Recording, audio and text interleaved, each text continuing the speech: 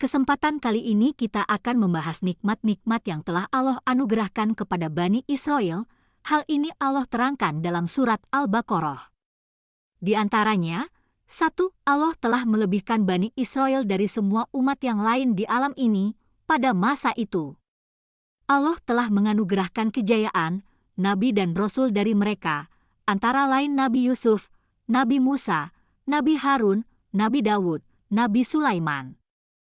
Al-Quran Surat Al-Baqarah ayat 47, Wahai Bani Israel, ingatlah nikmatku yang telah aku berikan kepadamu, dan aku telah melebihkan kamu dari semua umat yang lain di alam ini pada masa itu. 2.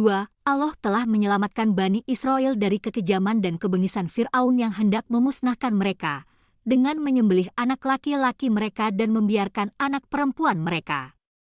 Dengan diutusnya Nabi Musa yang menyelamatkan kaum Bani Israel dari raja yang diktator di negeri Mesir.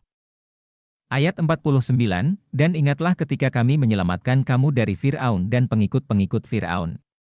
Mereka menimpakan siksaan yang sangat berat kepadamu. Mereka menyembelih anak-anak laki-lakimu dan membiarkan hidup anak-anak perempuanmu. Dan pada yang demikian itu merupakan cobaan yang besar dari Tuhanmu. 3. Allah menyelamatkan Bani Israel dengan dibelahnya lautan sehingga selamat dari kejaran Fir'aun.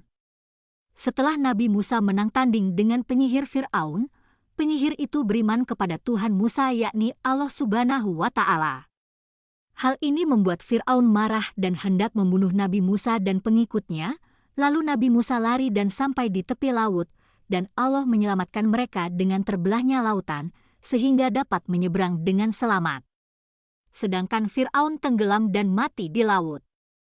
Hal ini Allah terangkan dalam ayat 50, dan ingatlah ketika kami membelah laut untukmu, sehingga kamu dapat kami selamatkan dan kami tenggelamkan Fir'aun dan pengikut-pengikut Fir'aun sedang kamu menyaksikan.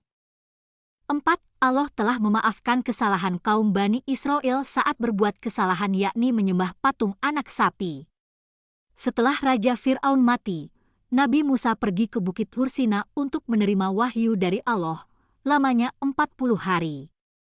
Saat ditinggal Nabi Musa ini kaum Bani Israel mendapat ujian dari Samiri, yakni diajak menyembah patung anak sapi.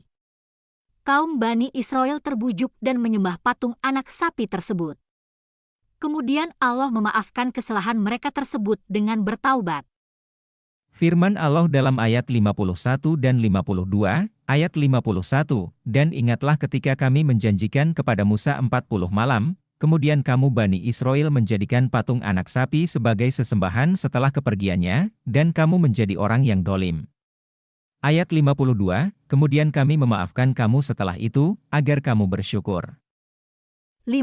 Allah menurunkan kitab suci Taurat kepada Nabi Musa yang menjadi petunjuk hidup bagi kaum Bani Israel. Ini adalah nikmat yang besar dari Allah karena tidak semua nabi yang diangkat oleh Allah menerima wahyu kitab suci. Kitab suci Taurat berisi aturan-aturan dalam kehidupan. Sehingga barang siapa yang mengikuti petunjuk dari Allah akan menjadi orang yang mulia baik dalam kehidupan dunia maupun kelak di akhirat. Hal ini Allah terangkan dalam ayat 53, dan ingatlah ketika kami memberikan kepada Musa kitab dan Furqan, agar kamu memperoleh petunjuk. 6. Allah telah menaungi kaum Bani Israel dengan awan. Di padang pasir saat terik matahari sangatlah panas, Allah melindungi mereka dengan awan, sehingga terasa tidak begitu panas dan lebih sejuk. Aktivitas-aktivitas sehari-hari lebih enak dijalani karena sengatan matahari tidak langsung terkena mereka, tetapi terhalang oleh awan yang menaungi mereka. Ayat 57, dan kami menaungi kamu dengan awan, dan kami menurunkan kepadamu mana dan salwa. Makanlah makanan yang baik-baik dari rezeki yang telah kami berikan kepadamu. Mereka tidak mendolimi kami, tetapi justru merekalah yang mendolimi diri sendiri. 7. Allah menurunkan mana dan salwa, dua jenis makanan yang bergizi tinggi. Mana adalah sejenis madu, mana mengandung banyak vitamin dan mineral yang dapat menyehatkan tubuh, sekaligus bisa dijadikan obat.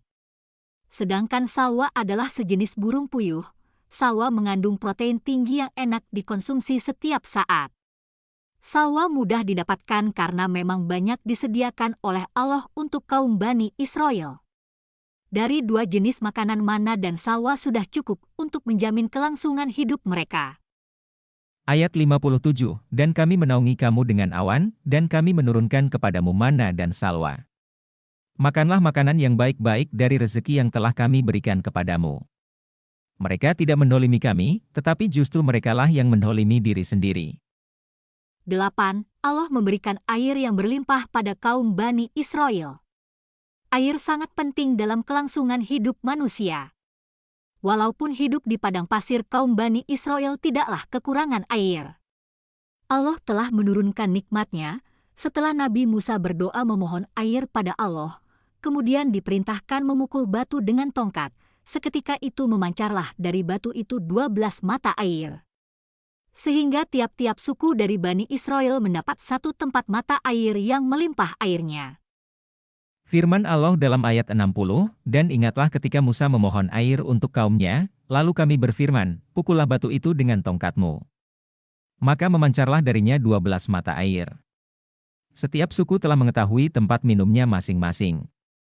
Makan dan minumlah dari rezeki yang diberikan Allah, dan janganlah kamu melakukan kejahatan di bumi dengan berbuat kerusakan.